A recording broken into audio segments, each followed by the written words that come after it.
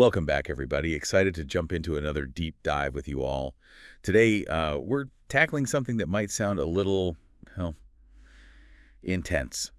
The death of God. Yeah, it's a phrase that can definitely raise some eyebrows. But stick with us, because it's actually not as bleak as it might sound at first. In fact, it can offer some really relevant insights for how we live and think today, even if you're not a super religious person. Definitely. It kind of forces you to think differently about faith, especially in a world that's changing so fast. Right.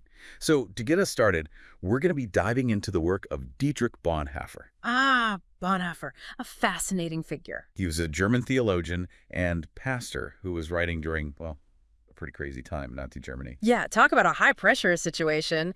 And what makes Bonhoeffer so interesting is that his ideas weren't just theoretical, He was trying to live out his faith in the midst of all that chaos. So for listeners who might not know much about Bonhoeffer, could you give us a little background?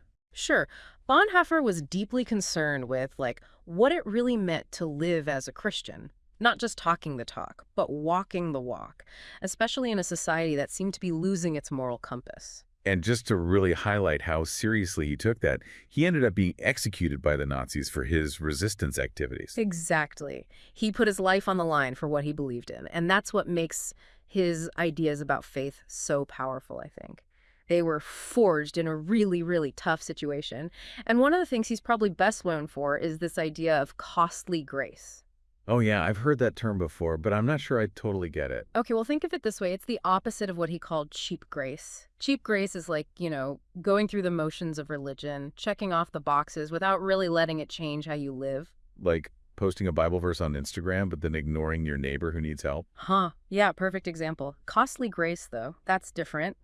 It demands more. It's about, this radical commitment to actually following Jesus, even when it's hard, even when it's inconvenient, or even risky. So it's about making your actions match up with what you say you believe, no matter what, even when it's hard. Exactly. And there's this story in one of the sources we're looking at today, a lecture about Bonhoeffer that really brings this home. It talks about two sisters, right? One sister is sick, needs a kidney transplant. The other is healthy. But the healthy sister, she chooses to donate her kidney, knowing it's risky, and she ends up dying. But the sick sister, she lives. Wow. That's a powerful example. It really shows the sacrifice involved in living out that kind of faith. It does. And this kind of thinking really ruffled some feathers back then. He made both conservative and liberal Christians uncomfortable. Really? I mean, costly grace sounds like a pretty traditional Christian idea to me. Yeah, but Bonhoeffer took it further. He believed it wasn't just about personal piety, just you and God. It was about, engaging with the world, fighting for justice, standing up for what's right, even when it's unpopular. And that made people nervous. So he was kind of a troublemaker in the religious world. You could say that. He pushed people to think outside the box and grapple with, what does it really mean to be a Christian in a world that's so complicated? I can already tell this guy was way ahead of his time. So how does all of this connect to the whole death of God idea? Yes. It's a really fascinating connection. So think about it. Bonhoeffer was writing at a time when the world was going through massive changes. Science was explaining things that people used to attribute to God, right? Humanity was taking on more responsibility, solving its own problems. Bonhoeffer called this the world come of age. So humans are growing up and realizing they can't just rely on God to fix everything. Exactly. And in his letters from prison, he has this really striking quote where he basically says that in a bunch of different fields, science, morality, politics, even religion itself, we don't need God as a working hypothesis anymore. It's not that God doesn't exist, but more that we're understanding the world in a different way. We're not just looking to God as the explanation for everything like maybe we used to. Exactly. And this is where things get really interesting, because Bonhoeffer didn't see this shift as a bad thing at all. He saw it as a chance for a new, more mature understanding of faith. Okay, now I'm really intrigued. How could the death of God, even if it's just a metaphor, be a good thing for faith? Right. Well, this is where another voice comes, a theologian named Thomas J.J. Altizer. He really took this idea of the death of God further than even Bonhoeffer did. All right, so let's bring Altizer into the mix. What was his take on all of this? So he was arguing that the death of God doesn't mean God literally died, right? It's about a huge transformation in how we relate to the divine. It's like God is dying to the old ways of thinking to make space for something new to emerge. So kind of like a caterpillar turning into a butterfly. Haha, I love that analogy. It's not about an ending, it's a metamorphosis. Okay, I'm starting to see how this might be more hopeful than it sounds at first. But what does this transformation actually look like? How do we even begin to understand faith when God is no longer the simple answer to everything? That's the million-dollar question, isn't it? And it's one that Bonhoeffer really wrestled with. And in trying to answer it, he started talking about something he called religionless Christianity. Religionless Christianity. Now that's just confusing. How can you have Christianity without religion? I know, right? It's kind of a paradox. But what Bonhoeffer was doing was challenging the very idea of what it means to be a Christian. He was imagining a faith that's not about rituals or institutions, but about actually living out Jesus' teachings in the real world. So less about going to church and more about what? Can you give me an example? Sure, think of it this way. Imagine someone who spends every week volunteering at a soup kitchen, right? Feeding people who are hungry, comforting the lonely. They might not even talk about their faith much or go to church regularly, but their actions are a living embodiment of those teachings. Okay, that makes sense. So religionless Christianity is less about what you say you believe and more about how you actually live. Exactly, you got it. And for Bonhoeffer, this was deeply connected to what he called participating in the suffering of God in the world. Okay, now we're getting into some deep theological waters here. What did he mean by that? Well, Bonhoeffer was convinced that God is present in the suffering of humanity, not just watching from afar, but actually participating in it. And he challenged other Christians to join God in that suffering, to be people who bring healing and reconciliation to a world that's broken. So it's not about escaping from the pain of the world, but actually leaning into it, trying to make a difference. Yes. And it all leads to one of his most challenging, maybe even disturbing statements. When Christ calls a man, he bids him come and die. Whoa, that's a heavy one. Makes you think about what you're really willing to sacrifice for your beliefs. It does, and it gets right to the heart of what Bonhoeffer was trying to get at. This whole death of God framework, it's not about the end of faith, but a really, really radical reorientation of what faith looks like and what it demands of us. This has definitely given me a lot to think about. We're talking about some pretty intense stuff here. We are, but we're just scratching the surface. There's so much more to unpack in terms of how these ideas play out in our own lives today. And luckily, we've got plenty of time to dive deeper. Okay, so we've kind of laid some groundwork here, right? We've got costly grace, the world come of age, and this whole, I don't know, mind-bending idea of the death of God. But I think our listeners are probably wondering, like, what does this all actually mean for us, you know? How do we live this out in the 21st century? Yeah, that's the million-dollar question, right? And honestly, there's no easy answer, no one-size-fits-all solution. Luckily, Bonhoeffer left behind some pretty insightful clues, both in what he wrote and how he lived. All right, let's follow those clues. Where do we even begin? Well, remember that story about the two sisters and the kidney transplant? That wasn't just a random anecdote, you know. It gets at this core tension that Bonhoeffer was wrestling with, the tension between individual piety and engaging with the world. Right, he wasn't into that idea of Christianity being just about personal salvation yet. Exactly. He was convinced that real faith had to be lived out in the real world, you know, in the messy, complicated reality of human society. And he saw this whole death of God thing as a chance to break free from those outdated ideas about religion and really embrace a faith that was relevant to the problems of his time, which, you know, weren't all that different from ours in a lot of ways. Okay, so he was saying, instead of retreating from the world, we got to dive right in. Yes, exactly. And that's where this concept of religionless Christianity comes in. It's not about getting rid of faith completely, but about reimagining what it means to live like Christ. So less about dogma and rituals and more about actually, like, living out the spirit of what Jesus was saying in your everyday life. You got it. And in one of the sources we're looking at, the lecture about Bonhoeffer, they actually give a great example of how this might look in modern society. There's a part where they're discussing the separation of church and state, and one of the students brings up a really interesting point.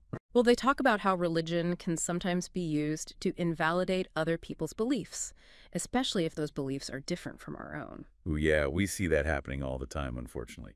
People using their faith to justify all kinds of awful stuff. Right, and that's where Bonhoeffer's emphasis on worldly Christianity gets really important. It's not about forcing our beliefs on other people, but about engaging with the world in a way that's respectful and compassionate and open to different perspectives. So it's less about, like, converting everybody to our way of thinking and more about living out our faith in a way that inspires people and makes the world a better place for everyone. Yeah, exactly. And it's not always easy, you know, it takes a lot of honesty about our own flaws, our own biases, and our own tendencies to judge others. Yeah, none of us are perfect, right? Yeah, totally. We're all works in progress. And that's another really important part of this whole death of God framework.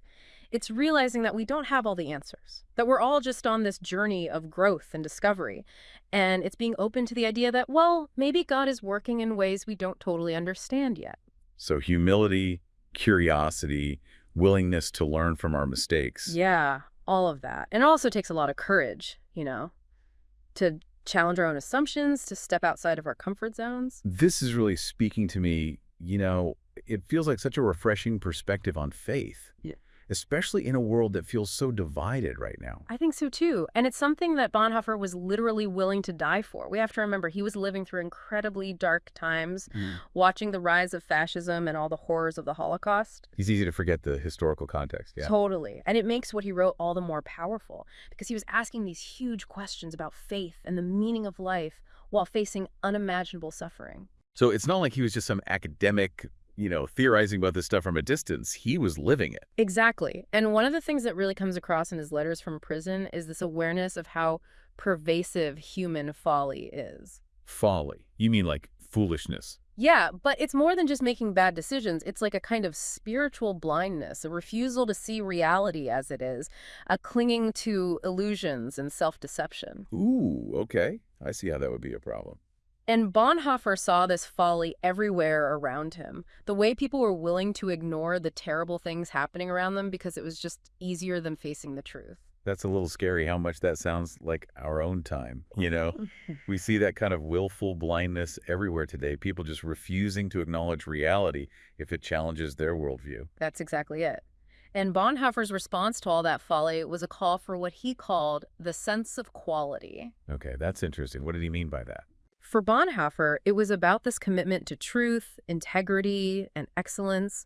It was about refusing to compromise on your values, even when it's hard, even when it's not popular. And he saw this sense of quality as absolutely essential to resisting evil and building a better, more humane world. So it's not just about being nice or tolerant. It's about actually having a backbone, standing up for what's right, and calling out BS when you see it. You got it.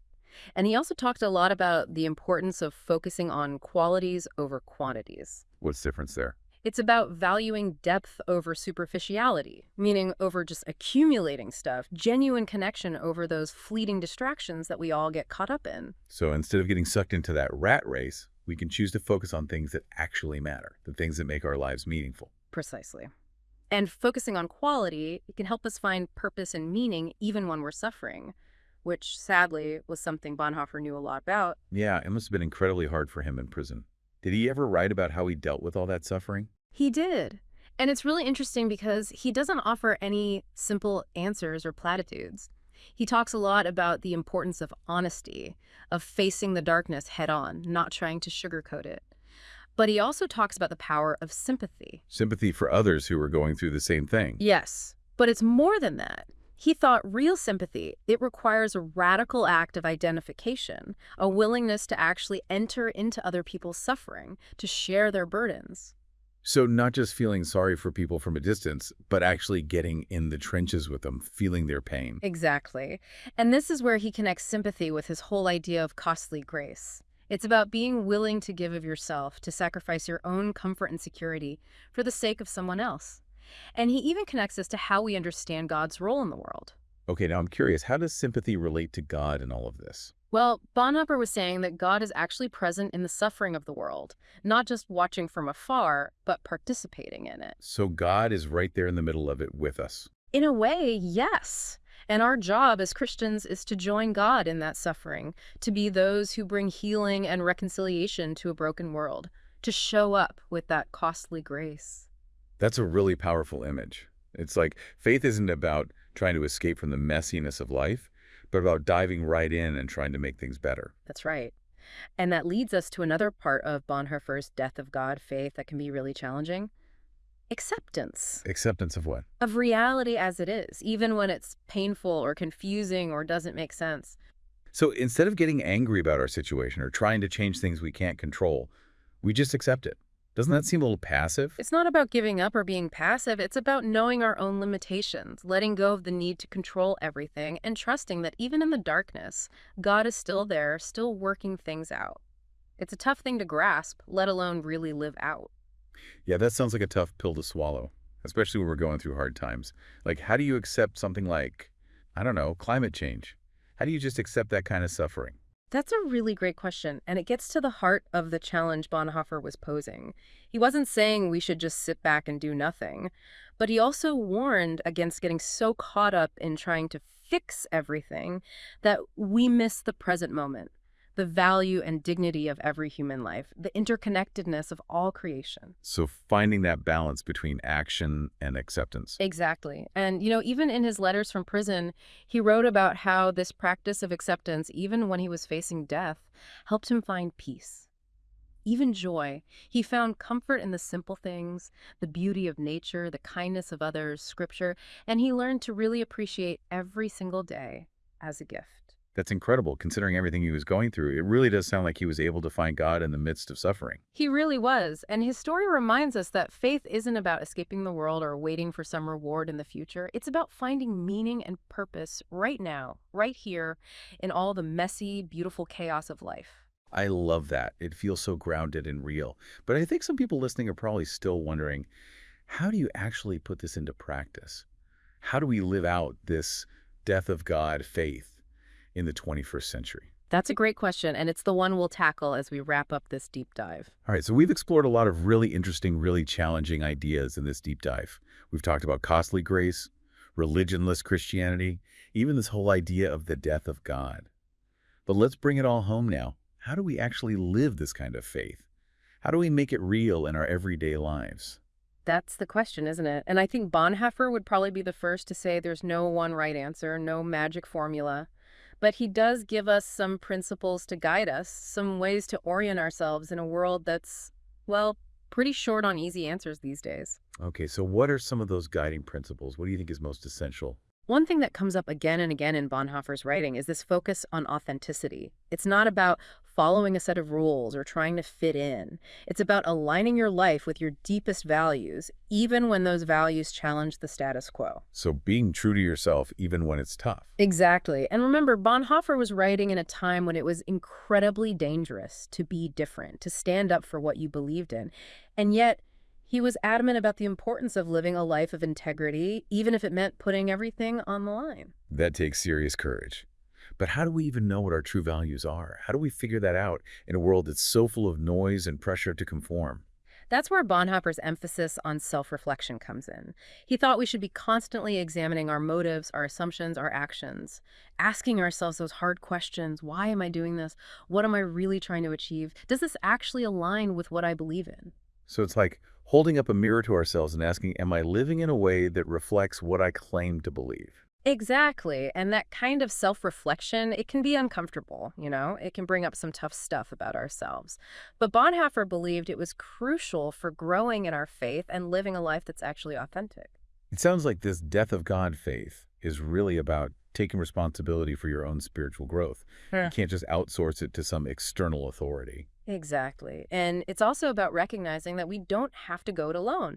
Bonhoeffer was a big believer in community. He said we need support and challenge and encouragement from other people who are also trying to follow Christ in this complex, often confusing world. So finding your tribe, people who can help you stay grounded and focused on what really matters. Yeah, exactly. And that community can look like a lot of different things. It could be a church, a small group, just a close circle of friends, even an online community. The important thing is to find people who will support you on your journey, but also challenge you to grow. That makes a lot of sense. We all need people in our lives who can keep us accountable and remind us of our values when we start to stray. But I want to go back to the death of God for a minute. I think a lot of people are still trying to wrap their heads around what that really means. It's a pretty radical idea. What's it actually like to live in a world where God isn't the simple answer to everything anymore? Yeah, it definitely requires a shift in perspective. But it's not about saying God doesn't exist. It's about recognizing that our understanding of God is constantly evolving. And sometimes we have to let go of old ways of thinking to embrace new truths. So how do we do that? How do we hold on to faith in a world that just feels more and more secular, more complex, more uncertain? I think one of the most important things is to remember that faith isn't about having all the answers. It's about trusting in something bigger than ourselves, even when we don't understand it. It's about looking for meaning and purpose, even in the midst of all the chaos and uncertainty. And it's about choosing to act with love and compassion and justice, even when it feels like everything's falling apart. I love that. It's like focusing on what we can control, on how we choose to show up in the world, rather than getting stuck trying to explain what we can't. Exactly. And, maybe God is actually working through all of that. Maybe those acts of service and compassion, speaking truth to power, standing up for people who are marginalized, maybe that's how God shows up in the world today. That's a really beautiful idea that we're all taking part in the suffering of God in the world in our own ways, whether we realize it or not. I think so too. And it's a really empowering idea. It means we all have a role to play in making the world a better place, that we don't have to wait around for some kind of divine intervention or grand plan. We can start right now with the choices we make and the things we do. This whole conversation has been such a good reminder that faith isn't about passive acceptance or blind obedience. It's about being engaged, thinking critically, being willing to grapple with the hard questions. Totally agree. And it's about recognizing that faith is a journey, not a destination. We're all going to make mistakes. We're going to have moments of doubt, maybe even despair. But Bonhoeffer reminds us that it's often in those moments when we feel most lost and alone that we can experience God's grace and love most fully. That's a beautiful thought and a great place to wrap up our deep dive. I think we've all learned a lot today, but ultimately, the question of how to live this death of God, faith, is one each of us has to answer for ourselves. You're right. I hope Bonhoeffer's example can inspire us to approach that question with courage, compassion, and a willingness to embrace the mystery and complexity of life. Couldn't have said it better myself. Thanks for joining us on this journey, everyone, for being willing to dive into these deep waters with us. We hope you found it thought-provoking, maybe even inspiring. We'll see you next time.